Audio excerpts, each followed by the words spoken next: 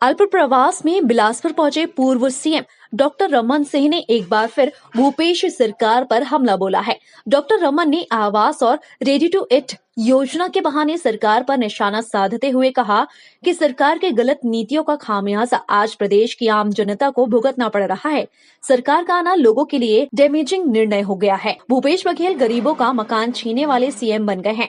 प्रदेश को 14 लाख आवासों का नुकसान हुआ है और सरकार वित्तीय प्रबंधन में फेल हो गई है। 2017 से शुरू किया योजना रेडी टू ईट योजना में 20,000 से ज़्यादा स्व सहायता समूह के बहनों के लिए हमने रेडी टू ईट बनाने के लिए उनको अनुमति दी और ये पूरे छत्तीसगढ़ के 20,000 से ज़्यादा बहनें इस काम में करती हैं और ये सप्लाई करती हैं रेडी टू ईट उस एज ग्रुप के बच्चों को और गर्भवती महिलाओं के लिए ये काम आता है और बच्चों के काम आता है। इसमें 500 से 600 करोड़ रुपया का ये पूरे छत्तीसगढ़ में रेडी टू ईट का वितरण होता है स्व सहायता समूह के माध्यम से। 17 से चलते चलते आज तक योजना सफलतापूर्वक चल रहा था। अचानक इन्होंने निर्णय लिया कि इस महिलाओं को देने वाला स्व सहायता समूह को रद्द कर दें और अब ये इसको प्राइवेट एजेंसी को देने के लिए बीज निगम को के माध्यम से ठेकेदार, वो भी महाराष्ट्र हरियाणा का ठेकेदार, शराब का ठेकेदार, उसको ये पूरा काम दिलाने का षड्यंत्र किया और ये पूरी महिला बेरोजगार हो जाएगी। इतनी बड़ी योजना हमने छत्तीसगढ़ में लागू की थी, इतनी बड़ी संख्या में महिलाओं को रोजगार मिला था और बहुत अच्छे तरीके से काम चल रहा था। महिला मंत्री होने के बाद भी इतना गलत निर्णय लिया है, इसका भी असर छत्तीसगढ़ में पड़ेगा कि ये रोजगार तो नहीं दे पाए किसी को। रोजगार देने के दो ही जरिए इनने देखा, शराब के दुकान में घर पहुंच सेवा में रोजगार दे रहे हैं, दूसरा ऐसे कुछ काम थे, इस रोजगार को भी उन्होंने छीन लिया। तो ये स्थिति छत्तीसगढ़ में बनी हुई है। इसलिए मैं कहता हूं कि ये सरकार सभी मोर्चों में पूरी तरीके से असफल रही है, असफल हो रही है और ये 3 साल आते आते सरकार के चेहरे से नकाब उतरने लगा है। जनता के अंदर अभी बारदाने के लिए एक नया समस्या पैदा हो गई। ये सरकार अजीब, सरकार कुछ कर नहीं पा रही। उसके 2 उदाहरण हैं। पहला उदाहरण ये है कि केंद्र सरकार की योजनाओं का क्रियान्वयन करने की ताकत जिस सरकार के पास नहीं बची हो। पहले बजट जैसे ही बनता है किसी राज्य सरकार का तो पहला प्रावधान होता है गवर्नमेंट ऑफ इंडिया की योजनाओं के मैचिंग ग्रांट के लिए फंड की उपलब्धता।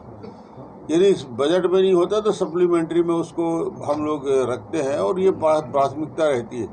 तो सबसे बड़ा फेल्योर जिसके बारे में मैं ध्यान आकर्षित कर रहा हूँ, 2 मुद्दे के बारे में जो सबसे बड़ा डैमेजिंग है। पहला विषय है कि गवर्नमेंट ऑफ इंडिया का वो लेटर आप लोगों के माध्यम से जनता तक गया है, जिसमें केंद्र सरकार के सचिव स्तर के अधिकारी ने एक पत्र लिखकर भूपेश सरकार को ये कहा है कि 7,60,000 मकान आप केंद्र सरकार के द्वारा स्वीकृत पैसे की स्वीकृत राशि के बाद भी आप इस मकान के क्रियान्वयन करने में असफल हुए हो, 40% राशि देने में असफल हुए हो। अतः केंद्र सरकार ये 7,60,000 मकान को वापस लेती है और अब भविष्य के लिए प्रधानमंत्री आवास योजना के कार्यक्रम से छत्तीसगढ़ को पृथक किया जाता है। यानी आने वाले समय में प्रधानमंत्री आवास योजना का लाभ छत्तीसगढ़ को नहीं मिलेगा। जो बड़ा लक्ष्य था 2022 तक सबके लिए आवास तो पूरा हिंदुस्तान में हो रहा है। अकेला उदाहरण छत्तीसगढ़ है जो इतना बड़ा नुकसान कि 11,800 करोड़ रुपया इस मकान के एवज में 60% की राशि 11,800 करोड़ रुपया, यानी इतनी बड़ी राशि जो राज्य सरकार को मिलना था केंद्र सरकार के द्वारा उस राशि को लेने में असफल हुई है। यानी 11,000 करोड़ का नुकसान स्टेट के गरीबों का हो गया। जो गरीब 7 लाख मकान बनाते उनके पहला किस्त दिया जा चुका है, दूसरा किस्त दिया जा चुका है, मकान ध्वस्त हो जाएगा। तो और ये तो इस साल का है, अगले साल के बजट में इतने ही मकान मिलते जो 7 लाख मकान, वो मकान का भी नुकसान हुआ। इस प्रकार 14 लाख से ज़्यादा आवास का नुकसान इस छत्तीसगढ़ के अंदर हुआ है और ये इस बड़ी असफलता है कि गरीबों के मकान छीनने वाला भूपेश बघेल जो वित्तीय प्रबंधन में पूरी तरीके से फेल हो गया, जगह जगह जाके इनाम ले रहा है और ऐसे इनाम ले रहा है जो इनाम लेने की बात ये होती है जब गरीब के मकान तुम बारदाना नहीं खरीद सकते। मैं 15 साल मुख्यमंत्री था, 15 साल मुख्यमंत्री रहते हमने 15 साल धान खरीदी की व्यवस्था की। एक भी साल, आप लोग तो किसान हैं, आप लोग भी जानते हैं कि कैसे धान की बिक्री होती है, कैसे उसको व्यवस्थित किया जाता है। 15 साल में एक भी बार बारदाना की कोई कमी नहीं हुई।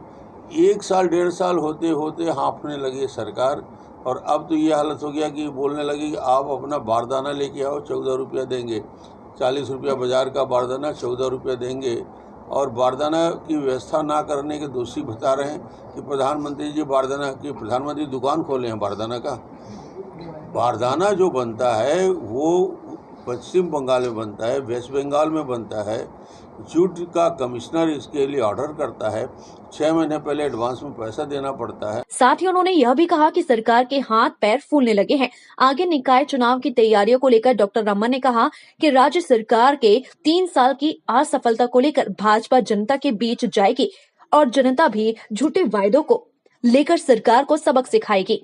टाइम 8 छत्तीसगढ़ के लिए बिलासपुर से रोशन वैद की रिपोर्ट। मैं हूं सीमा वर्मा, टाइम 8 छत्तीसगढ़ से। टाइम 8 छत्तीसगढ़ आपका अपना चैनल है। अगर अब तक आपने टाइम 8 छत्तीसगढ़ को सब्सक्राइब नहीं किया है तो चैनल को सब्सक्राइब कर लें। इसके साथ ही चैनल को लाइक, फॉलो और शेयर करना बिल्कुल ना भूलें। हमें इंतजार रहता है आपके कमेंट्स का।